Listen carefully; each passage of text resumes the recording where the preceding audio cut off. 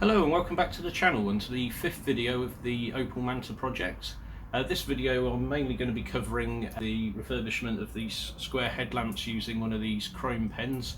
I've actually decided to sort of do a bit of a review video on these chrome pens because I've coloured in some other items just to see how well they could be used for like freshening up dashboard trim or for engine bay dressing. I've like coloured in a couple of nuts and bolts and that just to see how well it fares. Both of these lights, the reflectors inside have been sort of partially refurbished, let's say, with this, and I'll be demonstrating how to split the headlamps apart. I haven't actually taken the lenses off, but because you can do that, but they're sealed in. And you may have noticed on one of the Cavalier videos I did, I think it was one of the Halloween videos where I had some purple and green lights sort of flickering when the car was set up for a Halloween display. This light was actually quite heavily condensated, so I can show you a way to test for that as well. You basically just fill it up with water once you've got it disassembled and just see where the water's leaking out from.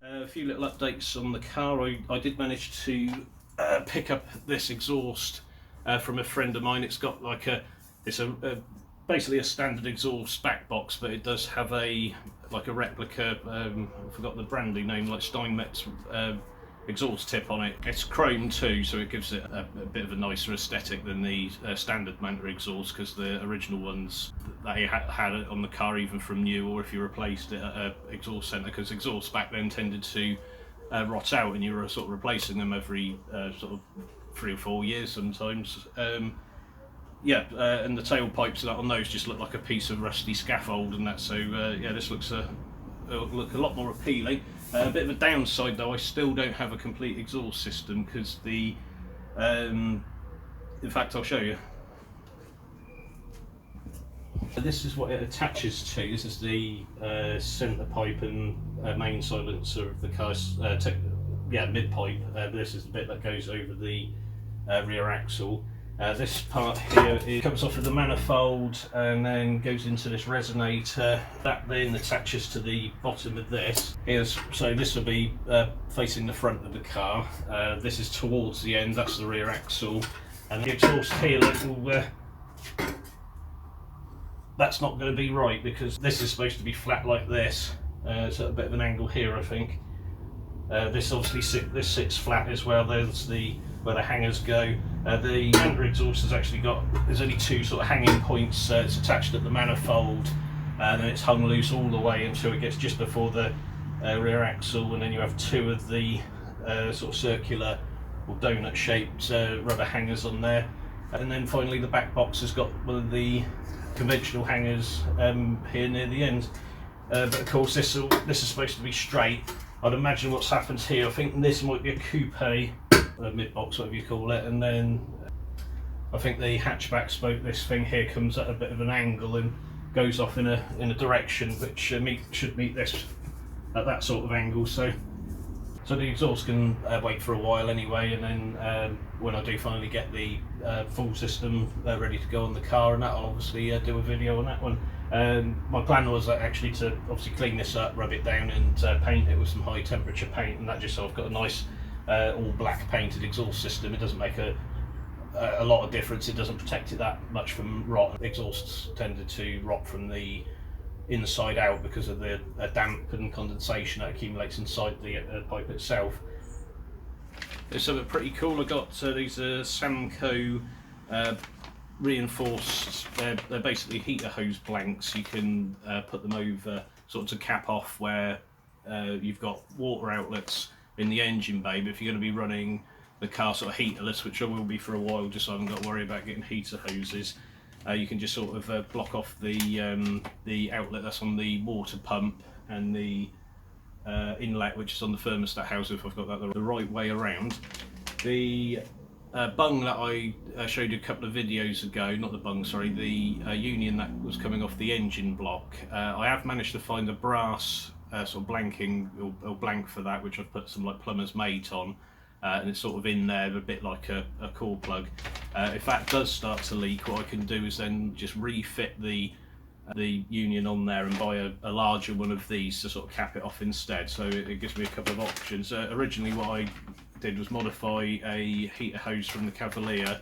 I've cut it down, and I was going to actually have this coming off the thermostat housing, and this will branch down to the water pump, but the top radiator hose runs right next to it, and it does just look a little bit messy.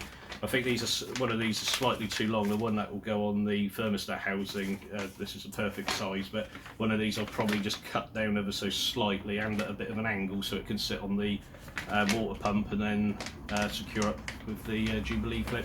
Can't remember how much these were actually. I think these were about 15 quid each actually, so they're quite expensive, but yeah, still going to save me a lot of hassle. It makes a change to buy something that I'm actually going to need fairly soon, because I'm still making the age-old mistake when it comes to doing up cars. I'm looking at things like leather steering wheels. I want to get the exclusive style, I say style because the exclusive or Irmshire steering wheels on Mantas use a Raid 1. I think they're 360mm Raid 1, and Raid steering wheels are used on certain Ferraris, Porsche, even a Lamborghini Countach I think's got a Raid 1 with like a fat sort of pad in the middle. So I've missed out a few of them on eBay at the moment, so I've thankfully put off buying those for now, but that will be something I need to look for. And of course a matching boss, because the steering wheel on this at the moment's got the boss is actually riveted to the wheel. It's supposed to actually stay with it. I did actually I sort of jumped the gun a bit. I did actually get some suspension springs in the end, even if I might not need them. Obviously it does have springs. I know once I do need to get the car running and driving first, but the seller said on the seller it was our last one available of each spring type, so I've got the front and the rears together. They were quite a good price actually. It was £210 for the full set, and the powder coated red. They're designed for the GTE, but at a progressive spring rate. And so once I've got the car to the road and running, I can use the springs that are on it at the moment, and I can just keep these ones by and fit them so they're fresh and new a bit later. So, time to have a look at this headlamp refurbishment.